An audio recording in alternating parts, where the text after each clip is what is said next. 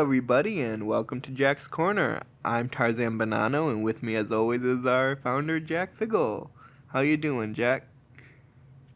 Good, Tarzan, thanks. And I'll greet you with our new Easter greeting as of yesterday. Christ is risen. Indeed, he is risen. So, what's new, and where are we going?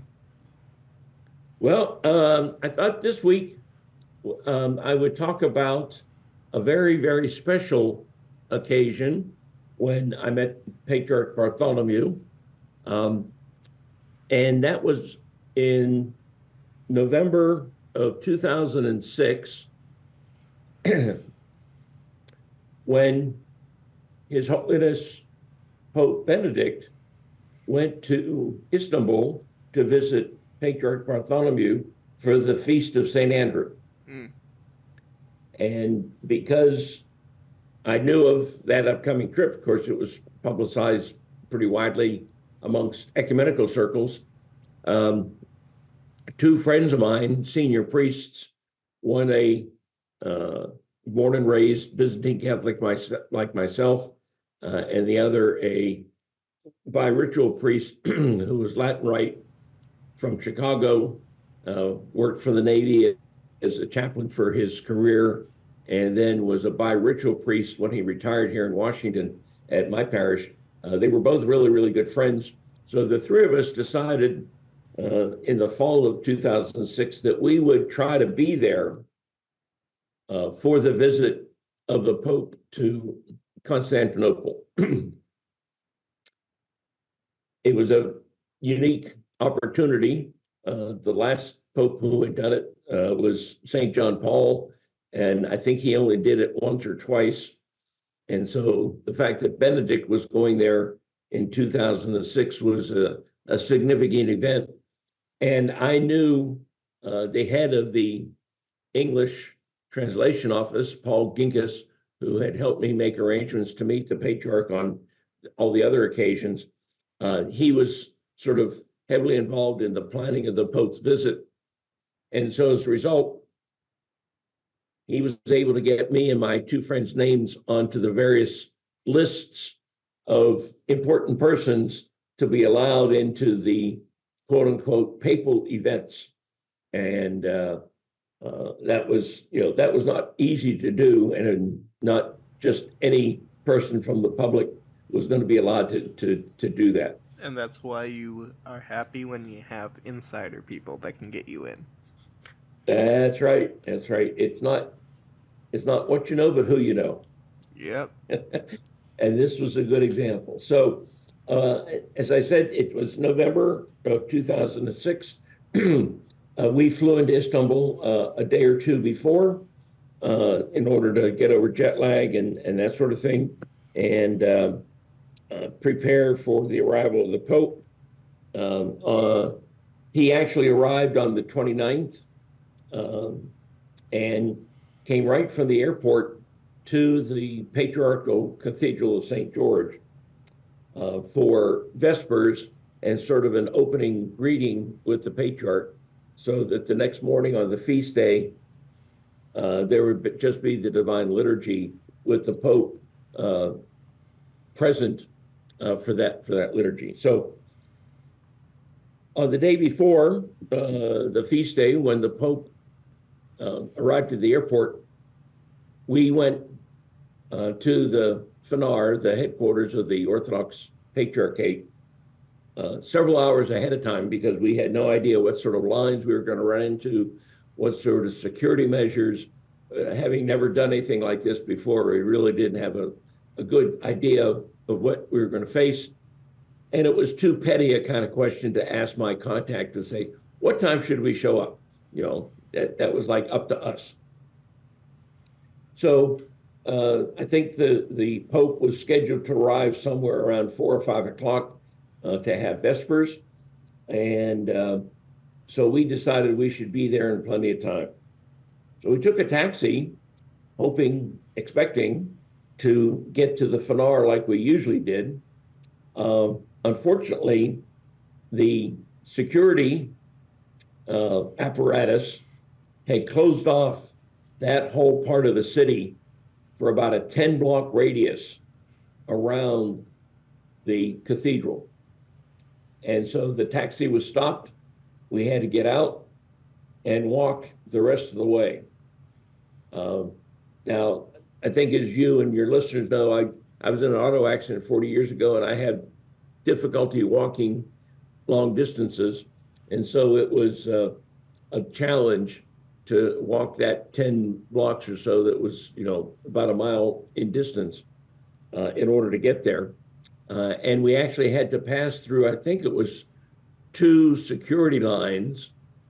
So there was the outer perimeter just to get into the space. And we had to show not only our passports, but the piece of paper that I had inviting us to be there. And then they had to go and look at their list to make sure our names were on the list of authorized persons to be allowed into even that part of the city.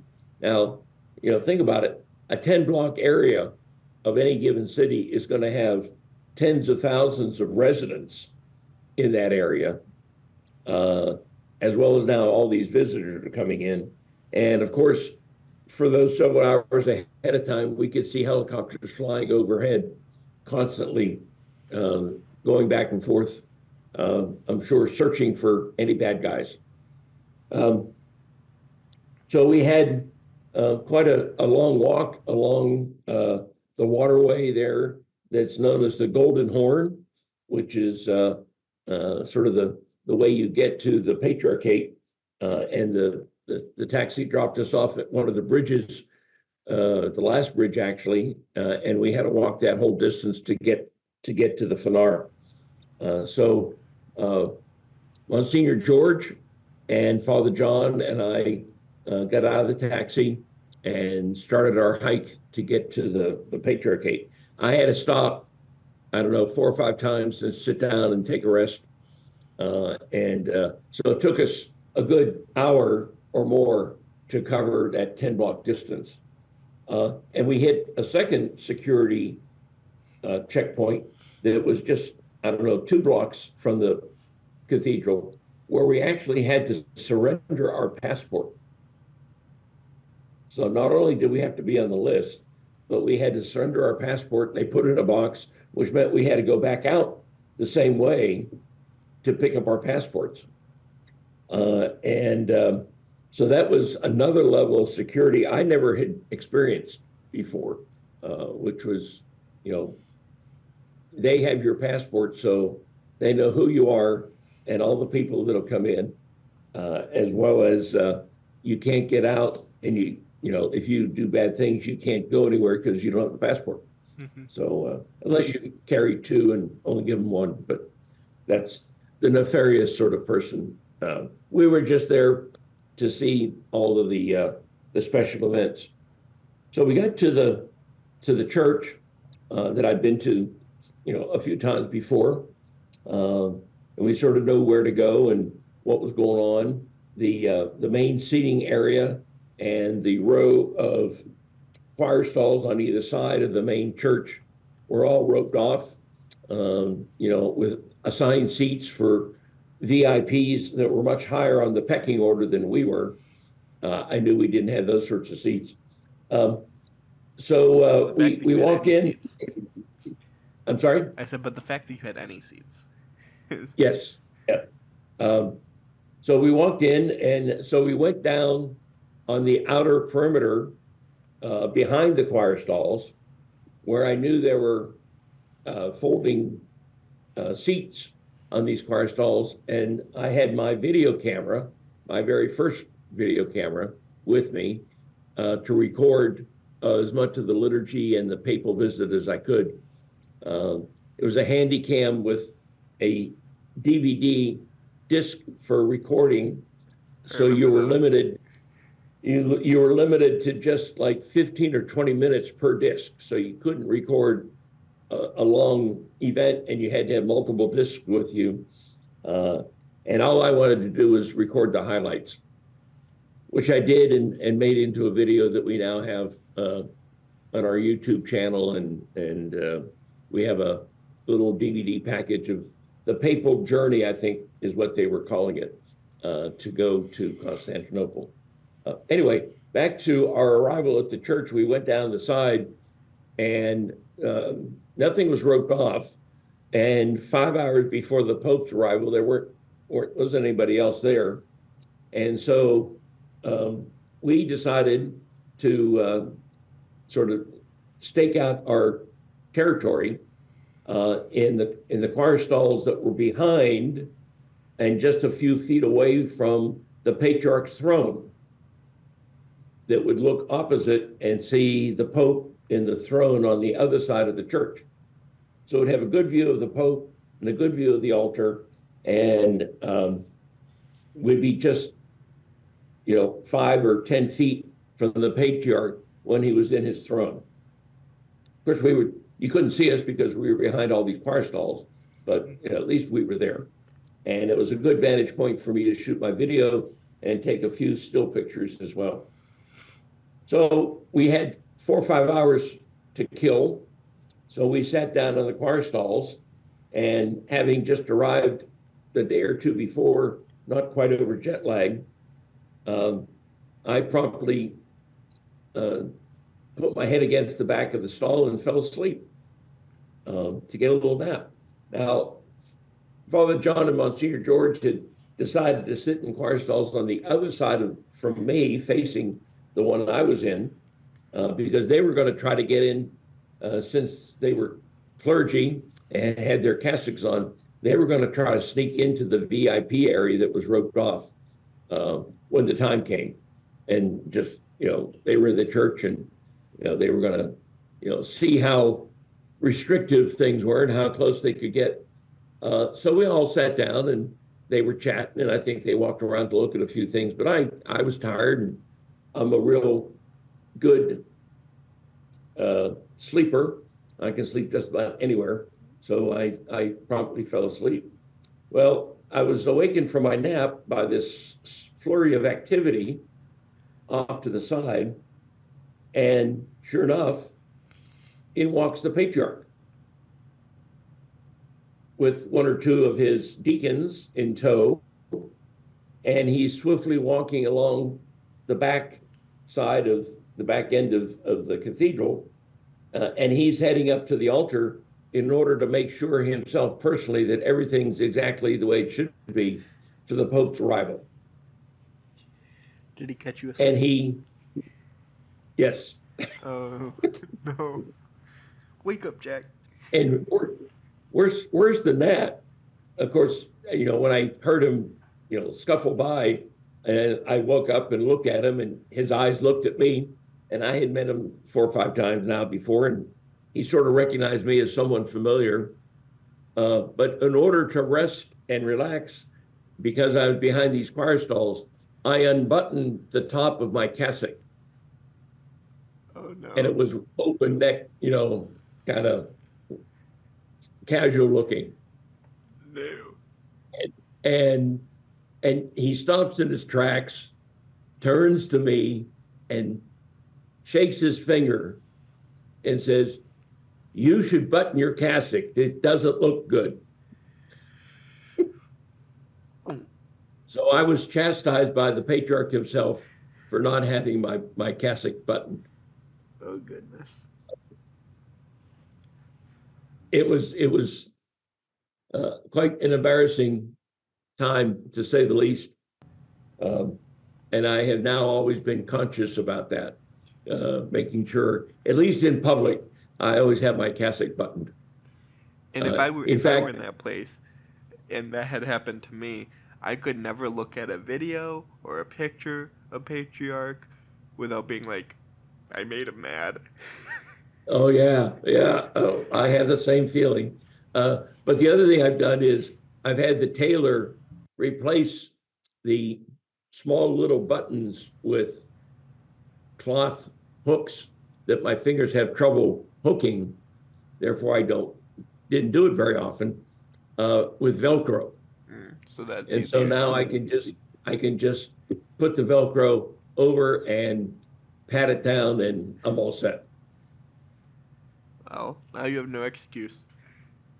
Yep, that's right. So he then leaves, and we sit another 4 hours, and then the church starts to fill up with people, and my friends go off and go through as if they're clergy and belong there. No one was checking badges or names once you were inside the church.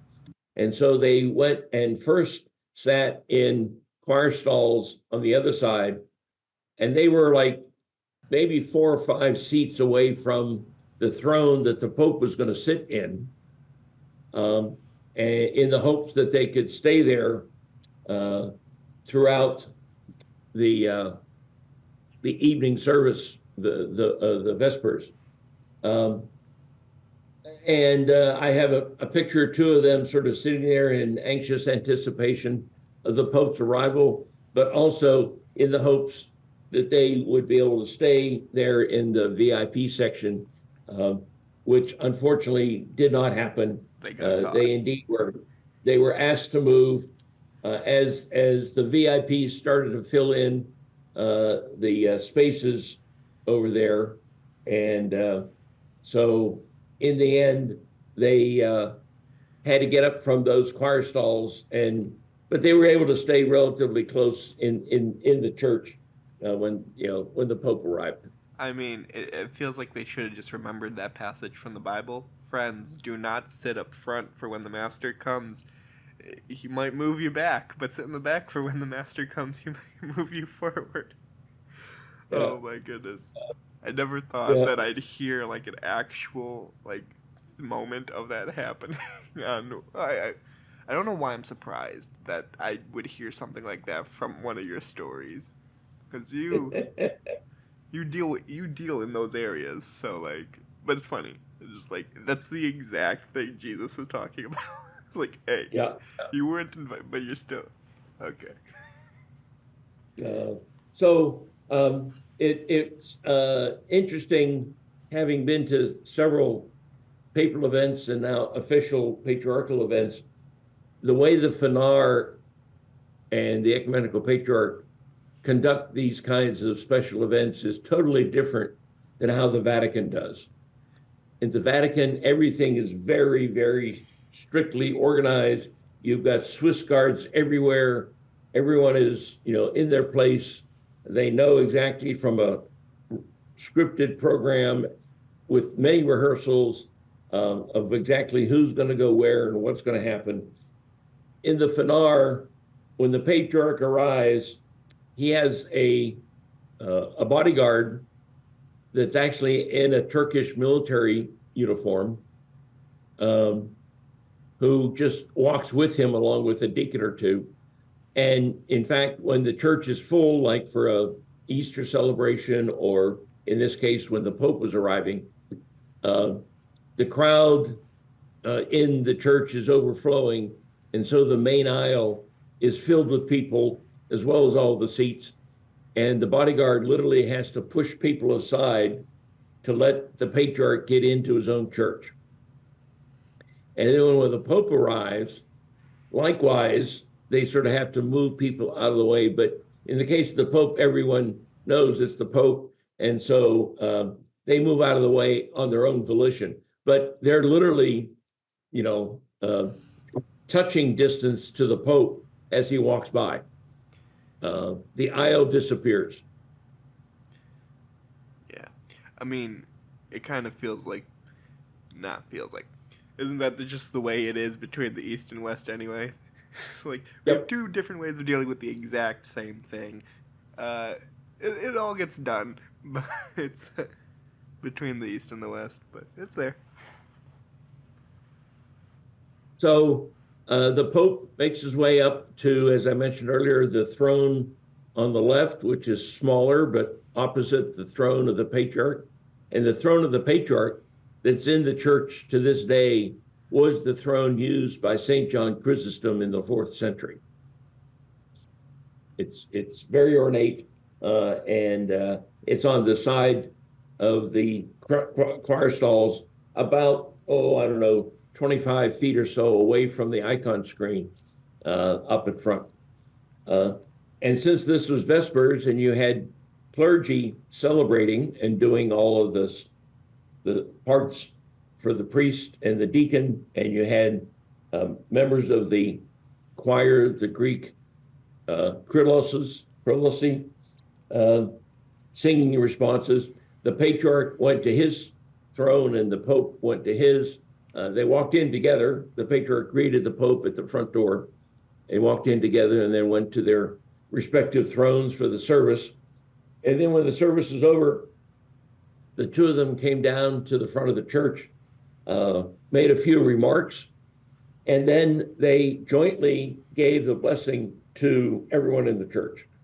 So when the Patriarch was intoning the blessing at the end of Vespers, they were both moving their hands in simultaneous motion, so that we were getting a joint blessing from both the Pope of Rome and the Patriarch of Constantinople. It was, from a spiritual perspective, it was kind of thrilling. I would have loved to be there. Yeah, it was very special. So when it was over, they walked out together and went to wherever. We then left and went to back to get our passports, and then got a taxi back to our hotel and sort of relaxed and took in what we had seen earlier in the day. The next morning, we repeated the process to be there in plenty of time, but now we had a better sense of what was going to happen and what was going to go on.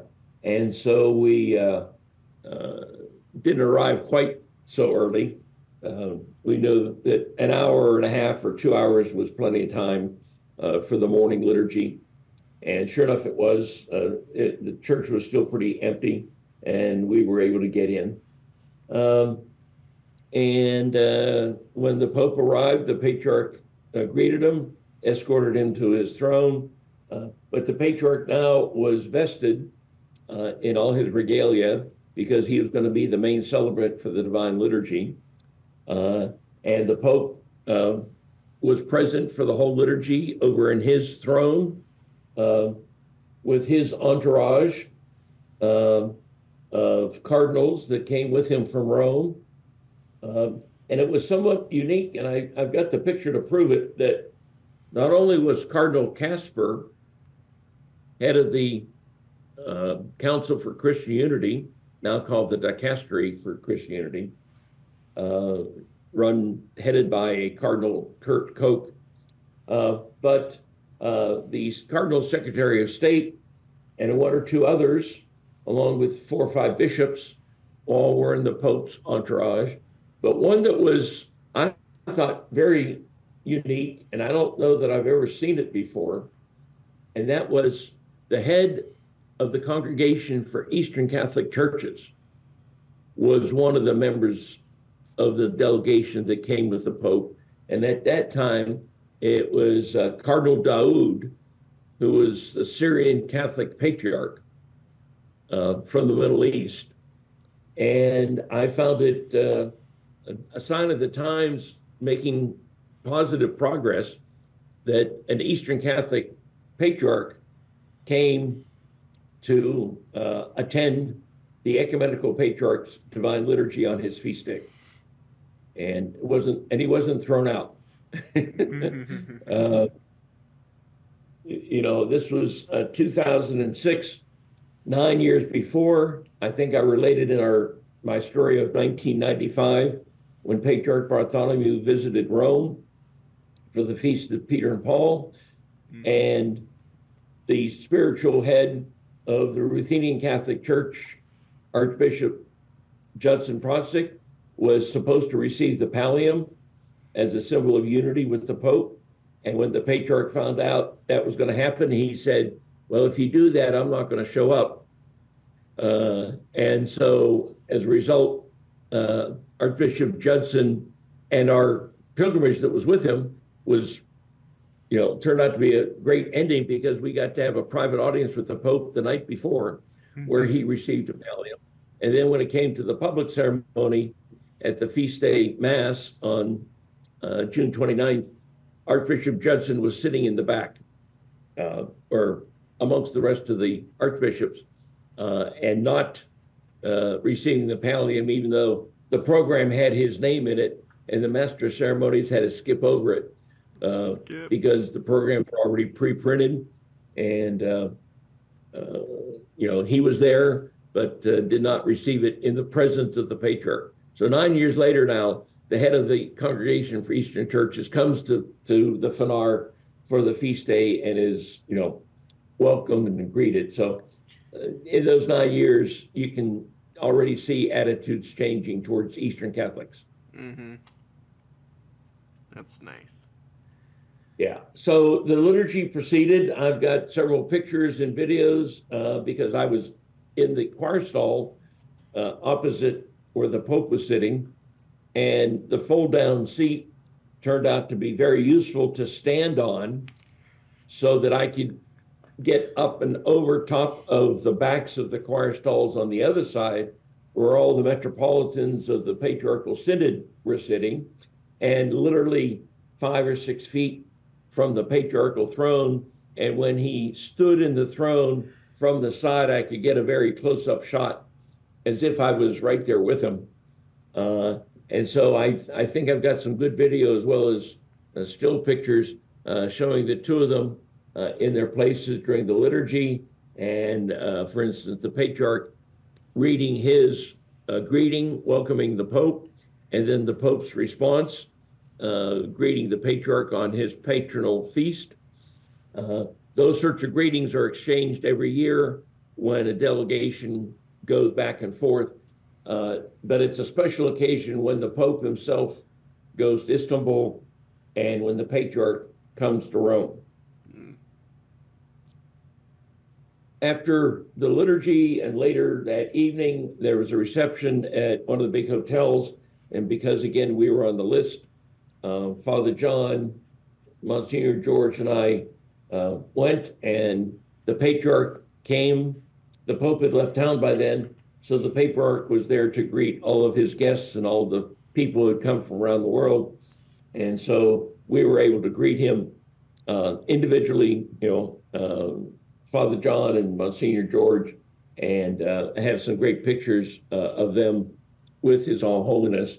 And I mention that because I'd asked everyone listening to say a little prayer for Father John Zayak, who passed away last week. His funeral was, I think, last Monday, and he was 84, and he was a very, very dear friend, and he was on this particular trip. And so I think it's appropriate to remember him and ask for God's blessing on him in as Callistos would say, in the next chapter of his book of life. He was a great supporter of the Orientalum conferences, came to many of them, and as evidenced by this, was very ecumenical and supportive, and went with me to be there when Pope Benedict visited Istanbul. So we had a great time. It was a wonderful trip. We stayed another day or two, toured around Istanbul, took a boat ride on the Bosphorus, but the encounter with Patriarch Bartholomew was very short. We didn't get to chat with him very long as he worked his way through the reception. And of course, the memorable event from this trip was being chastised and speaking to him. At the reception, I'll just close with one last anecdote, and that is at this reception, when he first saw me and our eyes met, he smiled and put his fingers up to his throat as if to say, yes, you've got your cassock closed and properly buttoned, so you look good. Great job. Great job. All right. Does that conclude everything? It does. That was that infamous story. Yep. All right. Well then, thank you all for coming to this episode of Jack's Corner. Please pray for the soul of Jack's friend and a friend of the Orientale Lumen movement. What's his name again? Father John Zayak. Please pray for him. And we will see you here at our new location for the podcast again next week. The lectures are still on the same channel, and for the series of ecumenism, it's over on the page that is currently called Tarzan Bonanno. Looking at changing the name for it, but right now that's what it is. So yeah, thank you all for coming. God bless, and goodbye.